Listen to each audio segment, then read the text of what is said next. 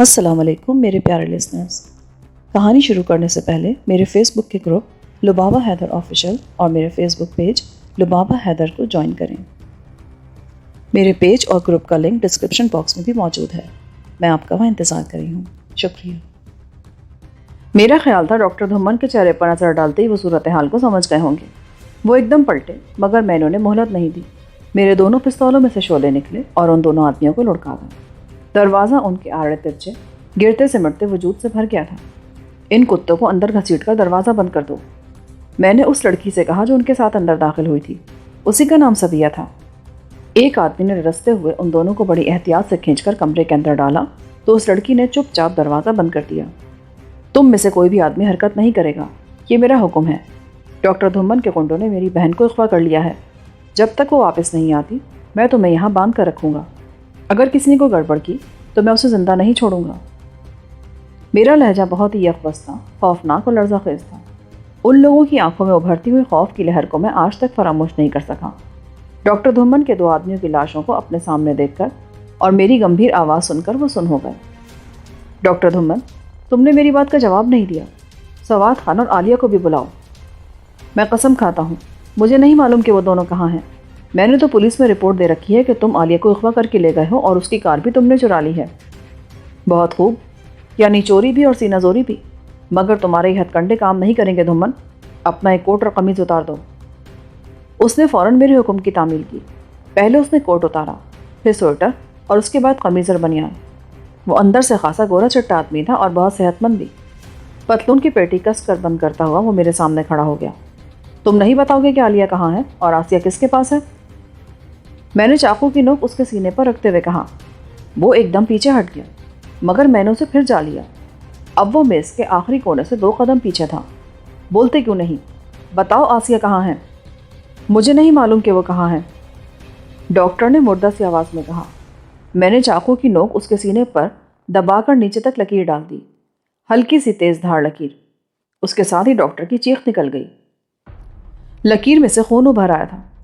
بہت درد محسوس کرتے ہو، مگر پتہ ہے تمہیں میرا اور تمہارا درد کتنا گہرا ہے؟ تم نے مجھے میرے گردے سے محروم کر دیا، اب میری بہن بھی تم نے مجھ سے چھین لی ہے۔ لیکن یاد رکھو، اگر آسیہ کو کوئی نقصان پہنچا تو یہاں سے کوئی بھی زندہ بچ کر باہر نہیں جائے گا۔ ڈاکٹر اپنے بدن پر خون کی دھار دیکھ کر بہت پریشان ہو گیا۔ وہ رونے لگا، آنکھوں میں موٹے موٹے آنسو بھر کر بولا، میں قرآن کی قسم کھا کر کہتا ہوں کہ ان لوگوں کا مجھے کوئی علم نہیں ہے۔ تو پھر انہیں پیدا کرو، انہیں بلواؤ، ورنہ میں تمہیں زندہ نہیں چھوڑوں گا دھمن۔ میں نے چاقو کی نوک سے ایک اور لکیر اس کے بازو پر کھینچ ڈالی۔ نوک شاید زیادہ دب گئی تھی چاقو کی، وہاں سے خون تیزی سے پھوٹ نکلا۔ ڈاکٹر چیخ اٹھا، خدا کے لیے مجھ پر ظلم نہ کرو، میں بالکل بے گناہ ہوں۔ تو پھر گناہ گار کون ہے؟ میرا گردہ تم نے کتنے میں بیچا تھا؟ بتاؤ، کتنے ریال ملے تمہیں اس کے بدلے میں؟ ڈاکٹر نے میری بات کا جواب نہیں دیا۔ سامنے کرسی پر بیٹھ کر وہ اپنا خون پوچھنے لگا۔ ابھی مجھے وہاں بیٹھے 2 منٹ بھی نہ ہوئے تھے کہ باہر غلام گردش میں بھاری بھرکم بوٹوں کی آواز ابھری۔ ان لوگوں نے پولیس کو بلا لیا تھا۔ ہال کا دروازہ اندر سے اس طرح بند تھا کہ اس کے دستے کو باہر سے گھمانے پر وہ کھل سکتا تھا، اور وہی بات ہوئی۔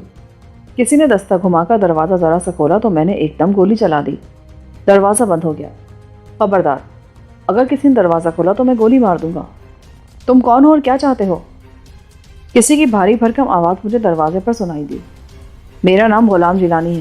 میری بہن آسیہ کو ڈاکٹر دھمن کے گنڈوں نے اغوا کر لیا ہے۔ جب تک کہ میری بہن کو واپس نہیں کرتے میں انہیں اسی طرح باندھ کر رکھوں گا۔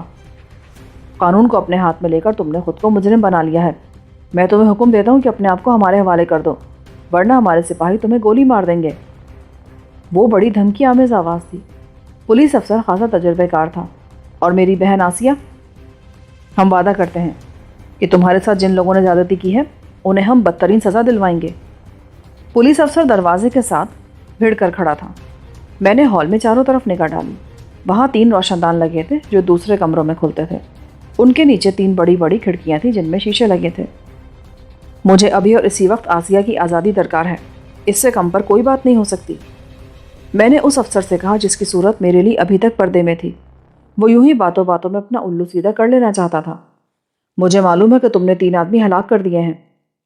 اس نے کہا، ہاں، اور شاید ان سب کو بھی ایک ایک کر کے قتل کر دوں گا، کیونکہ مجھے اپنی بہن کی عزت سے زیادہ کوئی چیز عزیز نہیں۔ میری اگلی گولی دھمن کے سینے میں اترے گی۔ میں صرف 2 گھنٹے کی مہلت دے رہا ہوں تم لوگوں کو۔ 3 بج رہے ہیں، 5 بجے تک آسیہ کو یہاں ہونا چاہیے، ورنہ میں سب کو مار دوں گا۔ میں نے فیصلہ کن لہجے میں کہا۔ مجھے یوں لگ رہا تھا جیسے وہ لوگ کھڑکیوں اور روشن دانوں کے پیچھے بندوقیں تان کر کھڑے ہیں اور کسی بھی لمحے وہ مجھے قتل کر سکتے ہیں۔ میرے لیے حالات خاصے تباہ کن ہو چکے تھے۔ میں نے اتنے سارے لوگوں کو اس جگہ باندھ کر عقل مندی کا ثبوت نہیں دیا تھا۔ میری وہ چال میرے لیے بے حد نقصان دہ ثابت ہو سکتی تھی، مگر اب کیا کیا جا سکتا تھا؟ وہ لوگ مجھ پر گولی نہیں چلا رہے تھے، صرف اس لیے کہ انہیں ڈر تھا کہ اگر ان کی طرف سے گولی چلی تو 5-10 آدمیوں کو تو میں پلک جھپکتے میں بھون ڈالوں گا، اور میرا پہلا شکار ڈاکٹر دھمن ہوگا جو میرے بالکل سامنے میرے پستول کی زد میں تھا۔ مگر نہیں، میرے دشمن مجھ سے کہیں زیادہ قوی ثابت ہوئے اور انہیں گولی چلانے کی ضرورت ہی نہ پڑی۔ وہ لوہے کی جس کرسی پر بیٹھا تھا وہ میری تباہی کا سبب بن گئی۔ اچانک مجھے یوں لگا کہ جیسے مجھے ذبح کیا جا رہا ہے۔ کرسی بجلی کی رو میں آ گئی تھی اور وہ اتنی طاقتور تھی کہ میں ایک لہجے کے 1000ویں حصے میں اچھل کر دور جا گرا۔ میرے ہتھیار میرے ہاتھ سے نکل گئے اور میرا دماغ معاف ہو گیا۔ پھر مجھے محسوس ہوا کہ بہت سے ہاتھ میرے بدن پر پڑے ہیں اور پھر مجھے کچھ یاد نہ رہا۔ اگر میں کرسی سے الگ نہ ہو جاتا تو شاید اب تک یہ سب کچھ بتانے کے لیے زندہ نہ ہوتا۔ جب مجھے ہوش آیا تو میں کسی اسپتال کے کمرے میں پڑا تھا، اس طرح کہ میرے ایک ہاتھ میں ہتھکڑی لگی تھی اور پولیس کے 4 افراد میرے ارد گرد بیٹھے تھے۔ میرا سارا بدن یوں شل ہو رہا تھا جیسے کسی نے مار مار کر مجھے اتموا کر دیا ہو۔ سنا بھائی شہزادے، جاگ پڑا ہے تو؟ ایک سپاہی نے مجھے ہوش میں آتے دیکھ کر بڑی خوشی سے کہا۔ میں کہاں ہوں؟ باؤ جی تسی خیر نال اسپتال وچ ہو اور تہاڈا علاج ہو رہا ہے، تسی پاگل ہو گئے ہو خیر نال۔ دوسرے سپاہی نے نہایت تمسخرانہ لہجے میں کہا۔ وہ مجھ پر جھک آیا تھا اور اب وہ میری نبض دیکھ رہا تھا۔ نبض سے تھوڑی ٹک ٹک کر کے چل رہی ہے، میں تو سمجھا تھا کہ بجلی دے جھٹکے نال تھوڑا بھی جھٹکا ہو گیا سی۔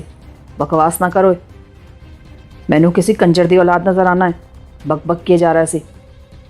میں نے اسے پنجابی میں ڈانٹ دیا۔ زیادہ گرم سرد ہونے کی ضرورت نہیں ہیرو صاحب، یہ اسپتال ہے، میو اسپتال، آپ کا علاج ہو رہا ہے۔ یہاں سے ہم سیدھا آپ کو بڑے گھر لے چلیں گے، وہاں سے آپ جب نکلیں گے نا تو آپ کی گردن 2 ہاتھ لمبی ہو چکی ہوگی، آپ نے 3 آدمی کو قتل کر دیا ہے۔ دوسرے سپاہی نے سنجیدگی سے مگر دھمکی آمیز لہجے میں کہا۔ میں چپ ہو گیا، وہ مجھے پھر شکست دے چکے تھے، وہ ڈاکٹر دھمن اور اس کے ساتھی۔ کاش میں نے ڈاکٹر کو بھی قتل کر دیا ہوتا۔ ان سپاہیوں نے مجھے بتایا کہ اس لوہے کی کرسی میں پولیس کے سپاہیوں نے باہر سے بجلی کی رو دوڑا دی تھی۔ دیوار میں پلاسٹک کی نالی لگی تھی جس میں سے بجلی کے تار گزرتے تھے، بس اسی نالی کے راستے انہوں نے مجھے ڈس لیا تھا۔ 3 دن تک مسلسل میں زیر علاج رہا، پھر چوتھے دن مجھے وہاں سے اٹھا کر انہوں نے جیل پہنچا دیا۔ وہ میرے خلاف قتل کا مقدمہ تیار کر چکے تھے، انہوں نے مجھ پر اور بھی کئی سنگین الزامات عائد کر دیے تھے۔ میری مایوسی اور زندگی سے میرے ٹوٹتے ناطے کی کربناک کیفیت دیدنی تھی۔ میں بہت دنوں تک جیل کی حوالات میں بند رہا، پھر اللہ اللہ کر کے مجھے ایک دن انہوں نے عدالت میں پیش کر دیا۔ مجھ پر جو کچھ بیتی تھی وہ میں نے عدالت میں بے کم و کاست بیان کر دی، مگر میں یہ دیکھ کر حیران رہ گیا کہ وہ کسی بھی طرح باور نہیں کرتے تھے کہ ڈاکٹر دھمن اور اس کی بیوی نے میرا گردہ نکال لیا ہے۔ دہائی ہے یاروں، وہاں ڈاکٹر دھمن نے ثابت کر دیا کہ میں نے دراصل وہ عرصہ سرکاری اسپتال میں گزارا تھا گردے کے مریض کی حیثیت سے، حالانکہ اس عرصے میں مجھے ان لوگوں نے شفا بار کلینک میں قید کر رکھا تھا۔ سرکاری اسپتال کے رجسٹروں میں انہوں نے مجھے 2 ماہ زیر علاج دکھایا تھا اور وہاں یہ بھی لکھا تھا کہ چونکہ مریض کا بایاں گردہ ناکارہ ہو چکا ہے اس لیے اسے نکال دینے کے سوا کوئی چارہ کار نہیں۔ یہی وجہ تھی کہ میرا گردہ آپریشن کے ذریعے جسم سے نکال لیا گیا، اور بس۔ اور ڈاکٹر دھمن اسی سرکاری اسپتال کے ایک شعبے کا انچارج تھا۔ میں عدالت میں چیختا ہی رہ گیا، مگر میری ایک نہ سنی گئی۔ دھمن کے وکیل نے ثابت کر دیا کہ میں نے دہشت گردی پھیلا کر ایک معزز شہری کو ذلیل کیا، پھر 3 آدمی کو قتل کرنے کے بعد جھوٹ بول کر اپنے گردے سے محرومی کا ناٹک رچا کر عدالت کی ہمدردی حاصل کرنے کی کوشش کی تھی۔ 10 مہینے کے مختصر عرصے میں مجھے سیشن جج نے 3 آدمیوں کے قتل کے جرم میں پھانسی کی سزا سنا دی۔ میں بہت چیخا چلایا کہ میری بہن آسیہ کو تو بازیاب کر دو، اسے سواد خان اور اس کے ساتھی اغوا کر چکے ہیں۔ اسی کی عزت بچانے کے لیے میں نے ان لوگوں کو شفا بار کلینک میں پکڑا تھا، تم میری مدد کرو، مگر میری آواز سدا بصہرا ثابت ہوئی۔ حیرت کی بات یہ کہ پولیس نے میری بہن آسیہ کے اغوا کے سلسلے میں جو کہانی عدالت میں پیش کی اس سے یہی ثابت ہوتا تھا کہ میری بہن آوارہ اور بدچلن تھی، اور جن لوگوں نے اسے اغوا کیا وہ دراصل اس کے اپنے یار تھے۔ وہ اسے زبردستی اٹھا کر نہیں لے گئے تھے، بلکہ وہ ان کے ساتھ برضا رغبت گئی ہے۔ اغوا کا ڈرامہ میری ماں نے لوگوں کے سامنے اپنی مظلومیت ظاہر کرنے کے لیے رچایا تھا۔ میں خون کے گھونٹ بھر کر رہ گیا۔ ان لوگوں نے مجھے، میری ماں کو اور میری بہن کو بدترین قسم کے جرائم پیشہ افراد ثابت کر دیا تھا، اور پھر مجھے پھانسی کی کوٹری میں بند کر دیا گیا۔ ہر چیز مجھ سے چھین لی گئی۔ ایک سنگی فرش میرے نیچے تھا، ایک آہنی دروازہ میرے سامنے، اور ایک چھت تھی جو نیچے نہیں آ سکتی تھی۔ کاش ایسا ہو سکتا۔ پڑھنے کے لیے انہوں نے مجھے قرآن مجید دیا تاکہ میں موت سے اس قدر قریب ہو کر خدا کو یاد کر لوں۔ اب میرے اور میرے بھیانک انجام کے درمیان فاصلہ بہت ہی کم رہ گیا تھا۔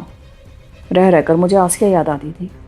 وہ ایسے سنگ دل لوگ تھے کہ انہوں نے ایک بار بھی میری درخواست پر غور نہیں کیا۔ انہیں یقین ہی نہیں آتا تھا کہ مجھے اپنی بہن کے بارے میں کوئی علم نہیں۔ دھمن کا وکیل بار بار یہی کہتا تھا کہ آسیہ کا اس سارے معاملے سے کوئی تعلق نہیں ہے۔ اسے میں نے عدالت کو گمراہ کرنے کے لیے کہانی میں شامل کر لیا۔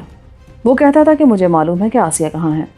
وہ ایسا ابلیس تھا، اس نے سفید جھوٹ کو سچ ثابت کر دکھایا اور میں سر پیٹتا رہ گیا۔ پھانسی کی کوٹری میں پڑے پڑے میرا دل بہت آزردہ ہو جاتا تھا تو میں کلام مجید پڑھنے لگتا۔ اس سے بھی اگر سکون نہ ملتا تو میں رونے لگتا، بے تحاشا آسیہ کو پکارنے لگتا۔ میری حالت دن بدن بگڑتی چلی جا رہی تھی۔ لگتا تھا کہ میں پاگل ہو جاؤں گا۔ اذیت اس حد تک بڑھ گئی تھی کہ میرا پاگل ہو جانا بعیدست قیاس نہ تھا، اور میرا پہرے دار میری اس کیفیت کو اچھی طرح سمجھتا تھا۔ بہت ہمدردی دکھاتا تھا وہ میرے غم پر، مگر وہ کر کیا سکتا تھا؟ پھانسی کی کوٹری کی چابیاں تو عدالت کے پاس تھیں، اور یہ بات ثابت ہو چکی تھی کہ میں نے 3 آدمی قتل کر دیے ہیں۔ مجھے بھی اس سے کوئی انکار نہیں تھا۔ اس کے باوجود میں نے صدر مملکت سے رحم کی درخواست کر رکھی تھی کہ یہی دستور تھا، مرتے دم تک آدمی آس نہیں چھوڑتا۔ یہی میرا بھی حال تھا۔ مجھے امید تھی کہ میں کسی نہ کسی طرح بچ جاؤں گا، مگر کس طرح، اس کا مجھے کوئی اندازہ نہیں تھا۔ یہ فریاد و گریہ کی کیفیت میرے دل و دماغ پر پھانسی کی کوٹری میں پہنچنے کے بعد بہت دن تک قائم رہی۔ پھر نہ جانے کیا ہوا کہ مجھے آپ ہی آپ سکون آنے لگا۔ میری بشاشت لوٹ آئی۔ شاید میں نے موت سے سمجھوتا کر لیا تھا، مگر نہیں، مجھے یقین نہیں آتا تھا کہ میں مر جاؤں گا۔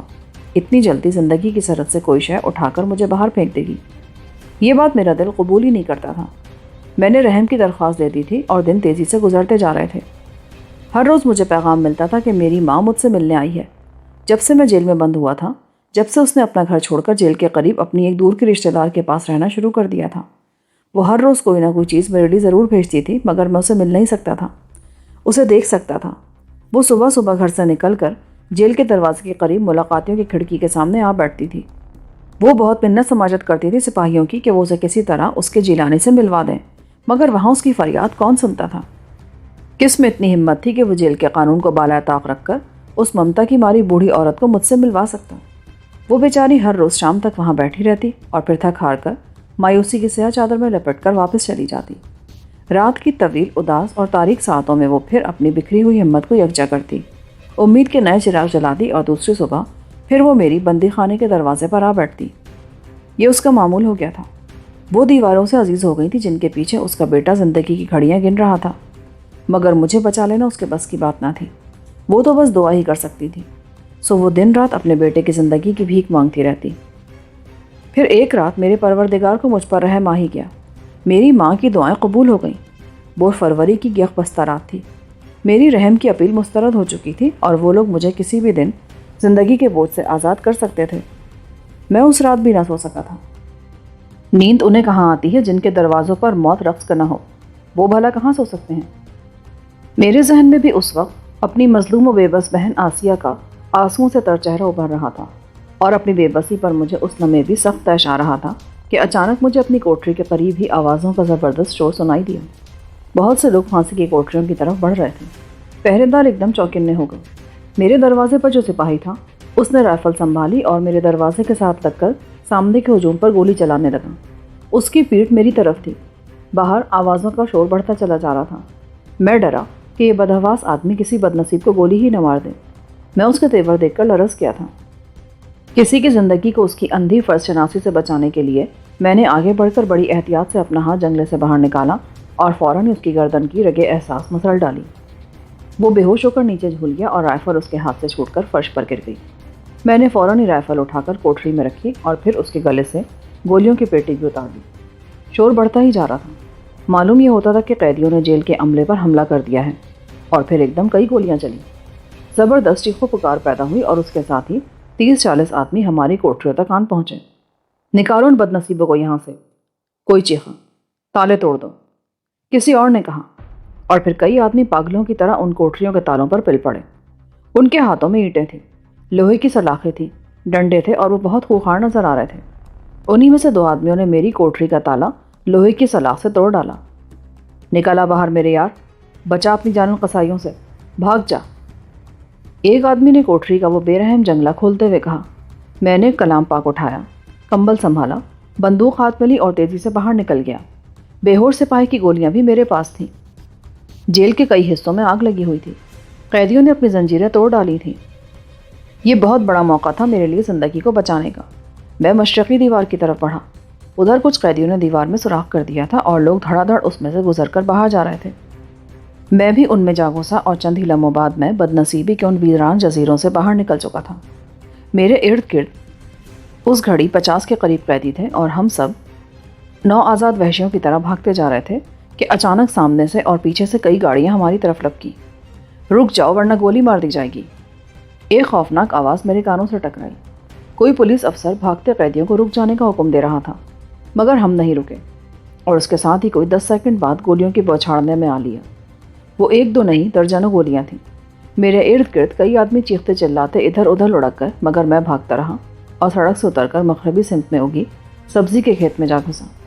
اس سے ذرا آگے ایک باغ تھا۔ تاریکی سے فائدہ اٹھاتے ہوئے میں بہت دور نکل گیا۔ میرے تمام ساتھی پیچھے رہ گئے تھے۔ زندگی مجھے بچا کر اس عقوبت خانے سے نکال لائی تھی۔ اب میں کہیں بھی جا سکتا تھا، کسی بھی طرف بڑھ سکتا تھا، مگر حالت میری یہ تھی کہ میں ساری عمر کے لیے شہروں سے، بستیوں سے، اپنوں سے، بیگانوں سے، زندگی کے ہنگاموں سے، دل آویز صبحوں سے اور اس کی روح پرور شاموں کی لذتوں سے محروم ہو گیا تھا، کیونکہ میں ایک مفرور قیدی تھا۔ ایسا قیدی جس کو پھانسی کی سزا سنائی جا چکی تھی اور جس کی گردن سے پھانسی کا پھندا بس 2-4 ہاتھی دور رہ گیا تھا۔ میری آزادیاں سلب ہو چکی تھی اور اب مجھے ایک نئے آدمی کی حیثیت سے زندگی بسر کرنی تھی، مگر کس طرح، اس کا مجھے کوئی اندازہ نہیں تھا۔ میں چلتا رہا، چلتا ہی رہا، اندھیرے میں ٹامک ٹوئیاں مارتا، میں کھیت کھالیاں عبور کرتا ہوا بہت دور جا نکلا، اور پھر وہ وقت بھی آن پہنچا جب آدمی سفید دھاگے سے کالے دھاگے کو تمیز کر سکتا ہے۔ اچانک مجھے محسوس ہوا جیسے میں کسی قبرستان میں جا پہنچا ہوں۔ خراب و خستہ قبروں پر میرے پاؤں پڑ رہے تھے۔ میں رک گیا۔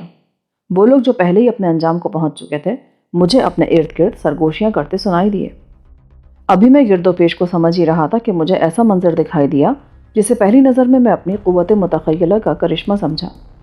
میں نے میتوں کو قبروں میں اترتے تو دیکھا تھا، مگر جو منظر میں دیکھ رہا تھا وہ اس سے بالکل مختلف اور لرزہ خیز تھا۔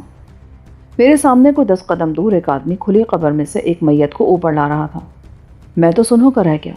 سفید کفن میں لپٹی ہوئی میت کو قبر سے نکال کر اس آدمی نے ایک صاف جگہ پر لٹا دیا اور پھر اس نے میت کا کفن کھولنا شروع کر دیا۔ میں اس کے نزدیک جا پہنچا۔ تمہاری جوان مردی پر میں تمہیں مبارکباد دیتا ہوں جوان، بڑے حوصلے والے آدمی ہو تم، میں نے ایک دم اس کے پاس جا کر کہا۔ وہ چونک کر یوں پیچھے ہٹا جیسے اسے گولی لگ گئی ہو۔ اس کے چہرے پر لمبی داڑھی تھی، پیشانی، رخساروں اور ہاتھوں پر برس کے داغ تھے۔ اس کا منہ یوں کھلا تھا جیسے اس نے کوئی بھیانک خواب دیکھ لیا۔ رائفل کا رخ میں نے اس کی طرف کر رکھا تھا۔ اس کے بال بری طرح الجھے ہوئے تھے اور اپنے تہبند اور کرتے میں وہ مجھے کوئی اوت بلاؤ نظر آتا تھا۔ اس کی آنکھیں پاگلوں کی طرح مجھ پر جمی تھیں۔ تم بولتے کیوں نہیں؟ کون ہے یہ بدنصیب جس کو تم مرنے کے بعد بھی ذلیل کر رہے ہو؟ وہ پھر بھی چپ رہا۔ بولتے کیوں نہیں؟ چاہتے ہو کہ میں تمہیں گولی مار دوں؟ کون ہو تم؟ وہ جی، مجھ سے غلطی ہو گئی جناب۔ اس نے ایک دم اپنا سر میرے قدموں میں رکھ دیا۔ اس کی کوئی ضرورت نہیں ہے بدبخت، تو مجھے یہ بتا کہ آخر یہ قصہ کیا ہے؟ میں نے اسے زمین پر سے اٹھاتے ہوئے کہا۔ اس کے بال میرے بائیں ہاتھ کی گرفت میں تھے۔ مجھے نہیں معلوم جناب کہ مجھے کیا ہو جاتا ہے۔ مجھے کوئی شاید ادھر کو دھکیلتی ہے۔ جب یہاں کوئی عورت دفن ہوتی ہے تو اس رات مجھے نیند نہیں آتی، اور پھر جب تک میں اس کو قبر سے نکال نہ لوں مجھے چین نہیں آتا۔ اس نے سر جھکاتے ہوئے کہا۔ وہ بہت زیادہ پشیمان نظر آتا تھا۔ اس کا وہ کھدر کا کرتا اور تہبند مٹی میں اٹے ہوئے تھے۔ قبر کھولنے میں اس نے زبردست محنت کی تھی۔ اچھا اب اس قبر کو تو بند کرو، پھر میں بات کروں گا تم سے۔ میں نے ایک طرف ایک ڈھیری پر بیٹھتے ہوئے کہا۔ صبح کی روشنی دم بدم پھیلتی جا رہی تھی۔ وہ آدمی تیزی سے آگے بڑھا۔ قبر پر لکڑی کے تختے اس نے بڑی مہارت سے چنے اور پھر بیلچے سے وہ پوری تندہی سے ان پر مٹی ڈالنے لگا۔ دیکھتے ہی دیکھتے اس نے قبر پھر سے بند کر دی اور اس پر عام قبروں جیسی ڈھیری بھی بنا دی۔ ایسا لگتا تھا کہ وہ اپنے کام میں خاصی مہارت رکھتا ہے۔ جب وہ فارغ ہوا تو اس کے پیشانے سے پسینے کی دھار بہہ رہی تھی۔ اتنی سخت مشقتوں سے نڈھال کر دیا تھا۔ چلو اب کہیں چل کر منہ ہاتھ دھو، مردوں سے محبت کرتے ہو؟ مر جاؤ گے بدبخت، مجھے تمہاری حالت پر ترس آتا ہے۔ وہ عجیب سے کھسیانے انداز میں مسکرایا۔ خدا تو کبھی مجھے معاف نہیں کرے گا، مگر آپ مجھے معاف کر دیں گے۔ آپ نے میرا ایسا جرم دیکھا ہے جس پر میں خود بھی بہت شرمندہ ہوں۔ اس کا لب و لہجہ دیہاتیوں جیسا نہیں تھا۔ میں تمہیں کیوں معاف کر دوں؟ کیونکہ آپ بھی انسان ہیں، آپ نے بھی کوئی نہ کوئی غلطی کی ہوگی جس پر آپ خود شرمندہ ہوں گے۔ بہت چالاک معلوم ہوتے ہو۔ یہ بتاؤ، یہ قبرستان کس بستی کے مردوں کے گھر ہے؟ آپ نہیں جانتے؟ حیرت ہے، یہ کمال پور کا قبرستان ہے۔ روشنی اور زیادہ واضح ہو گئی تھی۔ اس نے مجھے اب اور زیادہ غور سے دیکھا تو ٹھہر گیا۔ یہ تو قیدیوں کے کپڑے ہیں جو آپ نے پہن رکھے ہیں۔ اس کی آنکھوں میں اچانک پراسرار قسم کی چمک ابھری۔ ہاں، میں یہی کپڑے پسند کرتا ہوں۔ میں بھی تو قیدی ہوں، زندگی کا قیدی، اپنی جان کا اسیر۔ میں نے اس کے کندھے پر ہاتھ رکھ کر کہا۔ میرا خیال تھا کہ میں اس کا اعتماد جیت چکا ہوں۔ دل میرا اس خوف سے لرز گیا کہ میرا بھید اس پر ظاہر ہو گیا ہے۔ آپ جیل سے بھاگے ہیں؟ خیر کوئی بات نہیں، فکر نہ کریں، میں کمظرف آدمی نہیں ہوں۔ کیا مطلب؟ کیا کہنا چاہتے ہو تم؟ میں لوگوں کے عیب چھپا لیا کرتا ہوں۔ خدا تو نہیں ہوں، مگر خدا کی صفت میرے اندر موجود ہے۔ بکواس نہ کرو، تو کسی کے عیب پر کیا پردہ ڈال سکتا ہے؟ تیرا تو اپنا وجود اس زمین کے لیے باعث شرم ہے۔ پتہ نہیں میں تیرے ساتھ کیوں نرمی برت رہا ہوں۔ میں نے بندوق کا رخ پھر اس کی طرف کر دیا۔ اس کی مسکراہٹ پر مجھے طیش آ گیا تھا۔ مجھے وہ شخص مجسمے شیطان نظر آتا تھا، اور اب وہ الٹا میرے عیب کے حوالے سے مجھ پر حاوی ہونا چاہتا تھا۔ ناراض نہ ہو جناب، آدمی ہی آدمی کا دوست ہوتا ہے۔ آپ کو پناہ کی ضرورت ہے اور مجھے پردے کی۔ اپنے عیب پر ڈالنے کے لیے مجھے پردہ چاہیے، وہ آپ مجھے فراہم کریں گے، میں آپ کو پناہ فراہم کروں گا۔ اب کی بار وہ اور زیادہ اعتماد سے بولا۔ ہم پانی کے ایک چھوٹے سے ندی نالے پر پہنچ گئے تھے۔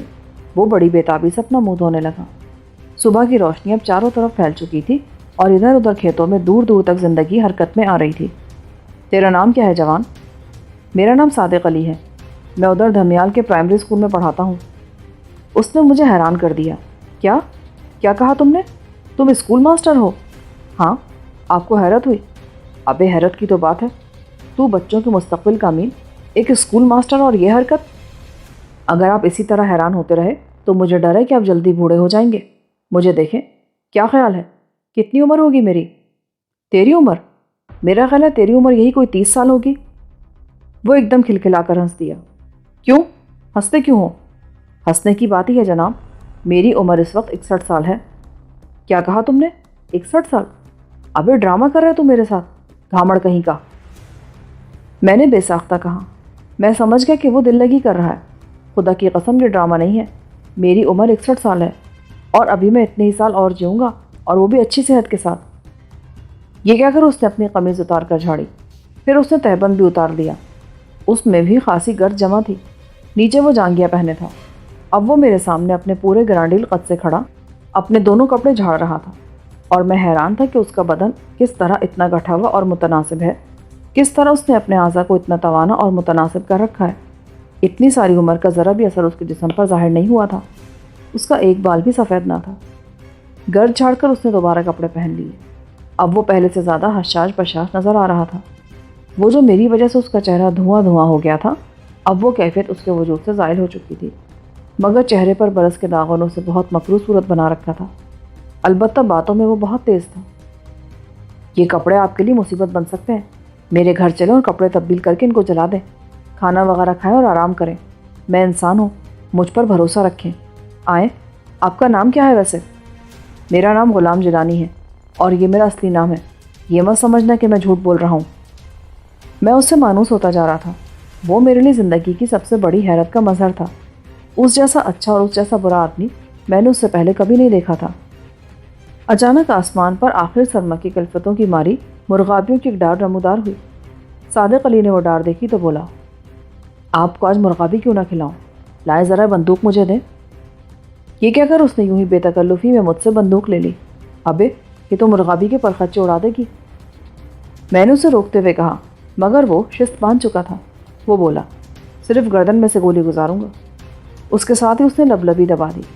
ڈار تتر بتر ہو گئی، اور ذرا دیر کے لیے اس کی قطار میں افراتفری مچی اور ایک مرغابی نیچے آ گئی۔ رائفل مجھے دے کر صادق علی تیزی سے مرغابی کی طرف بڑھا، اور جب وہ واپس میرے پاس آیا تو میں حیران رہ گیا۔ پرندے کی صرف گردن غائب تھی۔ ایسا بلا کا نشانے باز تھا وہ آدمی صادق علی۔ لائے میں ایک اور گراتا ہوں، وہ دیکھیں ایک اور ڈار آ رہی ہے۔ اس نے مجھ سے رائفل پھر جھپٹ لی۔ میں نے اسے گولی بھی فراہم کر دی۔ اس نے فوراً ہی بڑے ماہرانہ انداز میں رائفل لوڈ کی اور پھر شست باندھ کر گولی چلا دی۔ ایک اور مرغا بھی اس نے پھڑکا دی تھی۔ حیرت انگیز آدمی تھا وہ۔ چلیں اب میں آپ کو آپ کے شائع نشان کھانا تیار کر کے کھلا سکوں گا۔ سورج ابھی نہیں نکلا تھا کہ وہ مجھے اپنے ساتھ لے کر کمال پور جا پہنچا۔ اس کا گھر گاؤں سے باہر ہی تھا۔ ایک بڑے سے پیپل کے درخت سے ذرا آگے یہ لمبی سی ایک دیوار تھی جس کے عین بیچ میں ایک چھوٹی سی 4 فٹ اونچی کھڑکی لگی تھی۔ اس کے سامنے پہنچ کر صادق علی نے 2 بار دستک دی تو کچھ ہی دیر بعد وہ کھڑکی کھل گئی۔ کنڈی کھول کر کوئی تیزی سے پیچھے ہٹ گیا۔ مکان کا دروازہ دوسرے سمت میں تھا۔ آ جائیے، بے تکلف آ جائیے۔ صادق علی جھک کر اندر داخل ہوا تو میں بھی اس کے پیچھے چلا آیا۔ سامنے بڑا سا صحن تھا، کچا صحن جس کے عین وسط میں پختہ اینٹوں کی ایک روش بنی تھی۔ دائیں ہاتھ گھاس کا ایک چھوٹا سا قطعہ تھا جس کے ارد گرد پھولوں کی کیاری تھی، اور گھاس کو اس قطعے سے ذرا پرے دیوار کے ساتھ اونچے اونچے سروں کے 7 درخت کھڑے تھے اور بڑی بہار دکھا رہے تھے۔ مجھے وہ جگہ ایک دم پسند آ گئی۔ بائیں ہاتھ ایک چھوٹا سا باورچی خانہ تھا جس کی چھوٹی سی کھڑکی میں سے ایک چہرہ دمکتے سورج کی طرح چمکتا نظر آ رہا تھا۔ وہ کوئی نوخیز لڑکی تھی، صادق علی کی بیٹی ہوگی۔ میں نے سوچا، لے بھائی زینو، آج تو عید ہو گئی ہماری، مہمان بھی ہے اور مرغابی بھی، بھون دے اس کو ذرا مزیدار کر کے۔ صادق نے اس لڑکی کے قریب جا کر کھڑکی میں سے مرغابیوں سے تھما دی۔ وہ لڑکی بجھے بجھے انداز میں مسکرائی تو مجھے لگا کہ وہ سارے جہاں سے زیادہ معصوم اور سادہ طبع لڑکی ہے، ایسی لڑکی جو گناہ کے تصور سے ہی ناآشنا ہے۔ وہ اداسی کی دبیز میں دبی نظر آتی تھی، لگتا تھا کہ وہ وہاں خوش نہیں ہے۔ صادق علی مجھے کمرے میں لے گیا اور بولا، پتہ نہیں آپ زندگی کے کس معیار کے عادی ہیں، قیدیوں کے لباس میں تو کسی کا پتہ نہیں چلتا، آدمی بس یوں ہی سے نظر آتا ہے، آپ پہلے ہی کپڑے بدل لیں۔